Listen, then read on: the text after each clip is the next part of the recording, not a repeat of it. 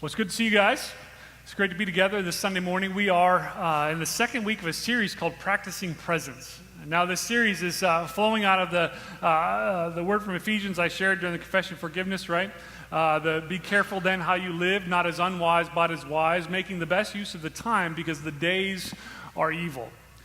You see, when Paul wrote those words, and as we see that and receive it, that last word, evil, can also be translated as fast, quick, out of control. In other words, he's saying, look, pay attention, be careful, make good decisions, exercise wisdom, not foolishness. Pay attention to what you're doing, make the best use of the time you have because, man, you are living a pace that is out of control. It's a good word for us, and we receive it as warning and encouragement today, as indeed we struggle, many of us, with the pace of life we're living. When we talk about practicing presence, we're talking about spending that unhurried time to really be present in the relationships and the settings that God has placed us. Last week we started this series by looking at what it means to practice presence with God. Having those routines in our lives, those disciplines in our lives that spend time in God's presence, not in a way that we're just trying to check a box and move on, but as we spend time in God's Word, as we spend time in prayer, we have that unhurried time to receive from Him. Today we're continuing the series by looking at what does it mean to practice presence at home. How are we present at home with our families, as parents with our kids, as spouses with one another, and regardless of where you are in life and life stage, even if you live all alone, you have a family. Maybe it's a family by birth, a family by blood, or maybe it's a family by association. Those people you're closest to, those people that are dearest to you. And unfortunately, as we look at our lives and we look back at times where it was going better than others, we could say, it's oftentimes those ones we are closest to that we are first and quickest to push aside. And so we need to be careful. You practice wisdom. You need to be wise, not unwise, as we go about our days. Making the best use of the time that God has given us because it's not here forever.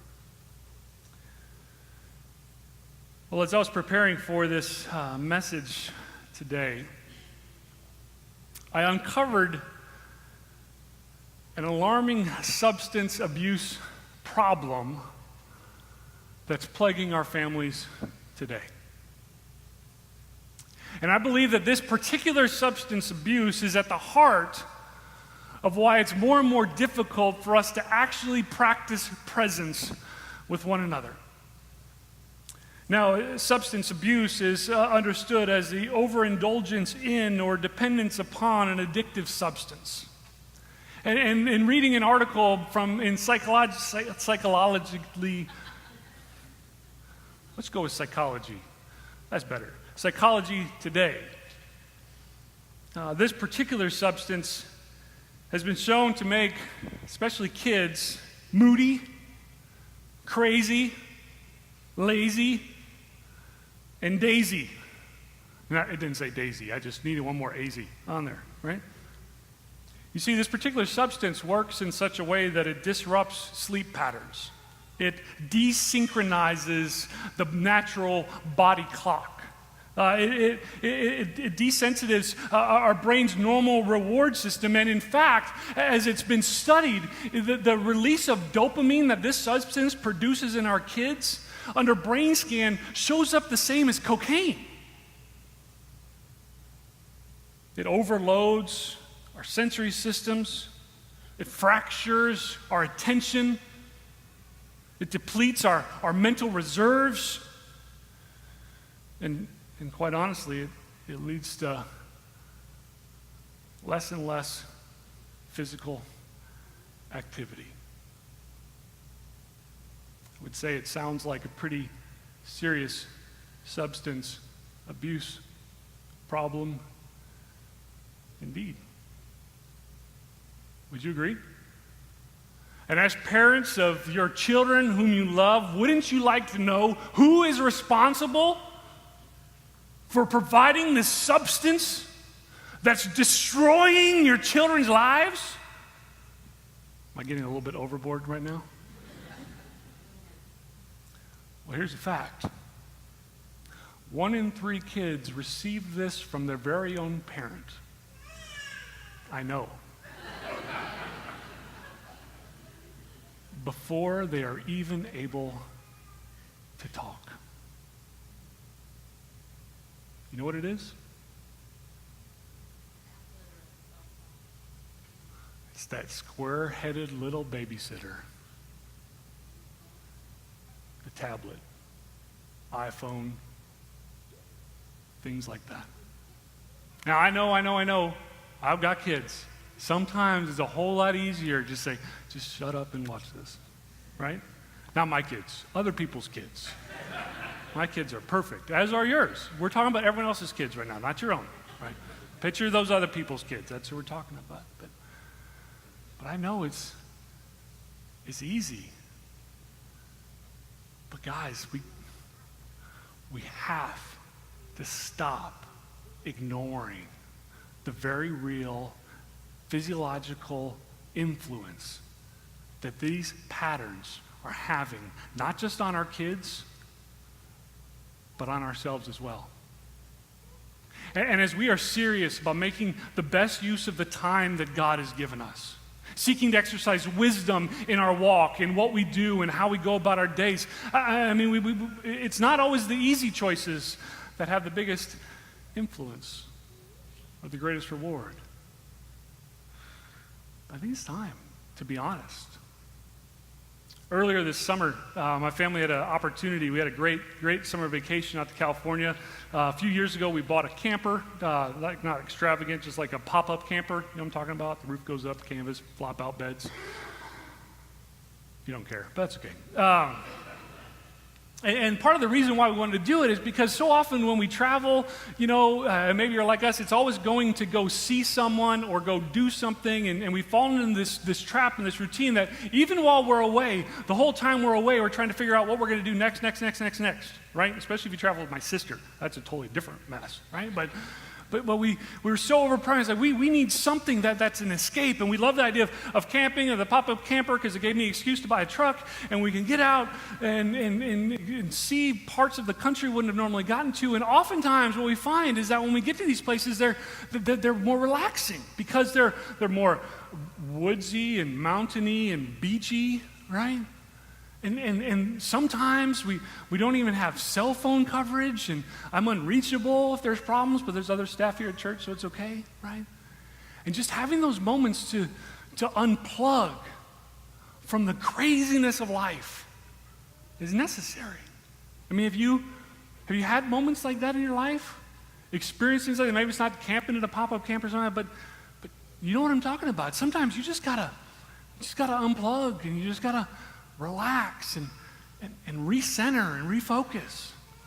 Well, this past summer we had a great opportunity. It was like a wonderful trip, and we're going to split our time between 2 places. The first place we were going to camp is Big Sur, California. Anyone ever been to Big Sur, California? Man, that's like maybe one of my favorite places in the country, right?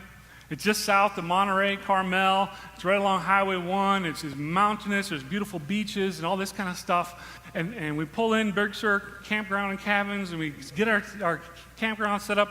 And my kids started noticing a problem with Big Sur. Their cell phones weren't working. All those bars just kept going 4, 3, 2, 1, 0. Right? There was that look of panic in their eyes, right? Of missing out on something important, like someone got a new cat, or someone ate Taco Bell again for the 5th day in a row. I don't know, there's stuff that gets posted on there, right? But those fears were subsided because they thought, well, it's a campground. We just got to get the Wi-Fi password from Dad, because campgrounds always have Wi-Fi. And they checked up, there's no Wi-Fi. What are we going to do? I don't know. What do you think you should do? Well, we can't watch our shows. I can't check my email. I can't text my friends. I can't go on Facebook. I can't go on Instagram. I can't go on Snapchat. I can't go on whatever everything else is nowadays, right? And you know what happened? Once the crying was done, they actually had fun with each other and with their parents. I mean, there's just, I think it's hard to put into words, but I hope you can kind of relate to what I'm talking about. We played washers. You guys know what washers are? They're pieces of metal you use for bolts. No, but it's a Texas game. Big washers, you pitch them, right? We talked. The girls spent like a whole afternoon tubing down the river, right? I mean, it's just all these things that like all around us. I don't know, instead of burying your head in your hands, you have to look up and see, oh, it's beautiful here, right? Look at all these trees, right? I mean, it's true. So first half of the trip, I mean, after the crying was over and we got used to it, it was good, right? Love Big Sur. And then guess where we went after Big Sur? Yosemite. Oh, has anyone ever been to Yosemite? We got there before the fires, right before the fires, and no, we did not start them. I've had to answer that question too many times already, right? But here's the thing. I noticed it happening not long after we left Big Sur, right? And you kind of pull up off the coast, kind of start going in a little bit, and then you start hearing the text message tone coming. And the email alerts happening. And all of a sudden the headphones went on. And the heads went down. And I knew vacation was over for me. Right? And it's amazing. It's amazing the change in mood. I'm not picking on, not my girls, my kids, but you can imagine other people's kids in that type of situation, right? They started getting short-tempered with each other. They started arguing about things that are really important, like whose hairbrush that was. I don't know what they argue about, right? I mean, it's crazy, the influence it has on us. But yet, how many of you are willing to give up any time on your own? Now, this sermon is supposed to be about practicing presence at home, not the evils of technology. And I love technology. I'm like a tech geek, right? Love that stuff. But here's the thing. I think there's a reason that Steve Jobs wouldn't allow his kids to play with iPads. I think he was aware of the dangers even as they were being created. But unfortunately, we've fallen into this pattern where that's just the way things are today. But there's actual research out there that shows the physiological disruption that it's having on our kids, and quite honestly, on us as well. And so as we consider what's working against us practicing presence at home, the first one on the list is the biggest. Technology. It's working against you. It's robbing you of time. It's robbing you of life experience. It's robbing you of energy and longevity and just enjoyment. And I'm going to be one of those pastors for a little while here. It's just going to make you feel miserable and point out all these problems and not offer any solutions. And then we'll all go home and eat lunch. I'm just kidding. Well, a little bit. But it's true. And I know what's going through your mind right now. Well, not us. I'm good. I have limits, no more than 8 hours a day. Just be careful. Along with technology, there's other ones. So I don't want to just camp out completely there. Another thing that's working against us today that is huge is just general busyness. I mean, I can't tell you how many people I talk to say, hey, how you doing? And the answer is, oh, man, we're so busy. Right? Have you met that person before? Not you. Again, I'm not talking about you. I'm talking about everybody else, right? I mean, someone's pointing their mom. We're busy. There's so many things to do, so many things we could do, so many things we want to do, so many things we should be doing, and we're pulled in so many different directions that we're nowhere in particular. And even when we are somewhere doing something, our mind is somewhere else because we're preoccupied with what has to get done later. I mean, we picked up my mother-in-law, Buffy, not the Vampire Slayer, at the airport yesterday. Did I slip that in there? Right? Her name's Buffy. We love her. Hi, Janet. Good to see you. Picked her up at the airport yesterday, and flight landed, and we had all this stuff going on, and we needed to get lunch. And we were like, well, we can't go here, we can't go there, because we only got like 40 minutes. We got to eat lunch, we'll get you home, and Chrissy's got to run to this meeting, and I got to get to work, and I got to get this together. I was like, are you kidding me? Just got here. But that's our life. It's probably similar to yours as well. I mean, we are so busy, and maybe we need to start asking why, but we're busy.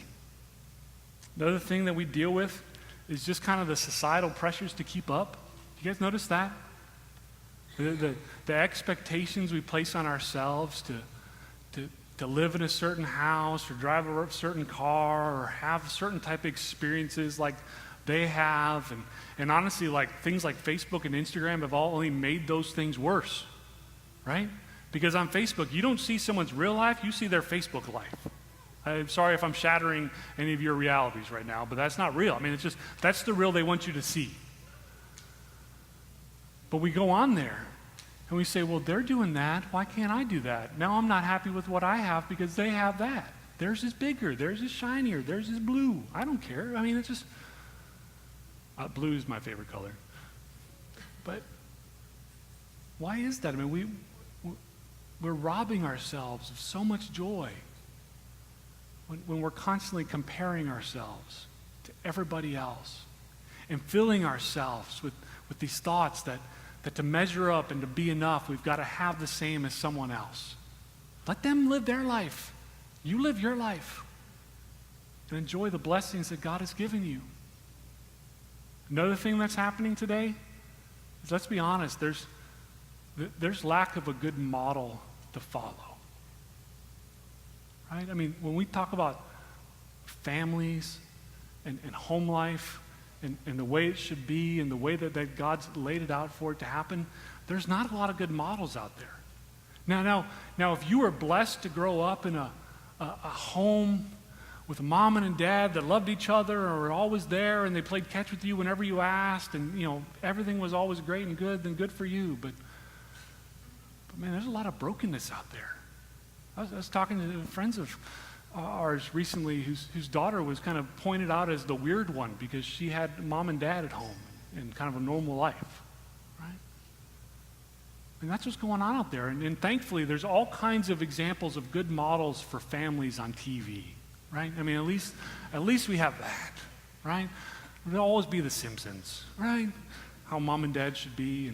And we celebrate the wrong things, and there's not a good model out there. But looking at all this that's going on, I mean, sometimes we just need to stop. And we need to ask the hard questions, and we need to dig in. I wanted to share the story of Mary and Martha. This from Luke 10 today. It's really short. I'll just share with you. It's Luke 10, 38-42. It says, "Now as they went on their way, Jesus entered a village, and a woman named Martha welcomed him into her house. And she had a sister called Mary who sat at the Lord's feet and listened to his teaching. But Martha was distracted with much serving. And she went up to him and said, 'Lord, do you not care that my sister has left me to serve alone? Tell her to help me.' But the Lord answered her, 'Martha, Martha, you are anxious and troubled about many things, but one thing is necessary.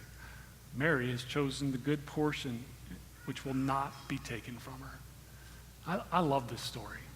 I mean, I've preached this before. I'm sure many of you have heard this before, but what a scene of Jesus going and visiting these two sisters, living in the same house. And he goes in to be with them, and he's welcomed. Martha welcomed into her house, and Mary was sitting there. And Martha did what you do when Jesus comes over and you weren't expecting him, right? What do? Jesus is here, guys. What do? Hi. No, I'm just kidding. She's just got busy. She's like, "Oh, Jesus is here. I got to go put the tea on. I got to get lunch ready. I've got to clean this up, and I don't want him to see the dirty clothes in the dryer and folding." I mean, she just went to work, making everything pretty. And was what she was doing important things? Yes. I mean, Jesus comes to your house. You want to take care of him. You want to make a good impression because he doesn't already know what you're doing and how you're living, right? But, I mean, she's going about him doing all these things. And meanwhile, Sister Mary is doing what?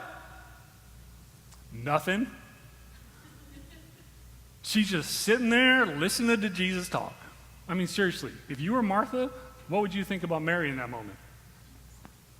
I mean, you got to the point, she tattletaled on her, right? Because Jesus didn't know that Mary was sitting in front of him, and he didn't realize that Martha was just running around like a chicken with her head cut off, right? And so Martha comes to Jesus and comes to him and says, Lord, don't you care that my sister has left me to serve alone? And she's had that, right? And when Jesus says your name twice, it's bad news. And I picture him with like a little head nod. Oh, Martha, Martha. You are worried and you are distracted about many things. And really only one thing was necessary. Your sister Mary has chosen the good portion, and I'm not taking that from her. Man, how many of us are living a Martha life right now? Where we are anxious and troubled, we are worried and distracted, we are running around doing so many different things. And are they important things? Yes. Some couple of them. But are they the best things? Probably not. As we desire to be present at home, to practice presence with the people who are most important to us. It's time to make some hard choices and choose some right things. Quite honestly, we're raising a generation that's experience rich and relationship poor. They're given all these opportunities, all these experiences, all these things to do, but the one thing that many of them are missing and the one thing many of them want more than anything else is your time. It's a relationship. It's to know your heart. We've taken things, and honestly, technology is not evil. Technology is neutral. It's like money. But we've allowed them things like phones and tablets to consume us. I mean, how many times, I was even looking, I've been oversensitive to this week because of praying for this sermon, but like even last night, we're sitting in my living room, the game's on, and like all of us are just like looking at our phone, kind of watching TV, kind of talking, but are any of us really there? No, somewhere else. So I want you to, did I bother you today? I hope I bothered you some. It's okay, I bother people. I have the spiritual gift of agitation. Just ask my family, right? But I really want to encourage you to maybe start rethinking some of your patterns. Some of the expectations you have, not just for your kids, but for yourself. And here's the thing. If you've got kids and you're already thinking in your mind, they're not going to touch that iPad, don't ask your children to do something that you're not willing to model for them. Because this behavior they're exhibiting, they learned it somewhere. And you know who has taught your kids more than anyone else? You have. You knew the answer. You have. So I'm going to pray for you. I'm going to pray for us. This isn't me picking on you. This is me sharing life with you. I love the words from Paul. Be careful how you walk, not as unwise, but as wise. Make the best use of the time because, man, it's going fast.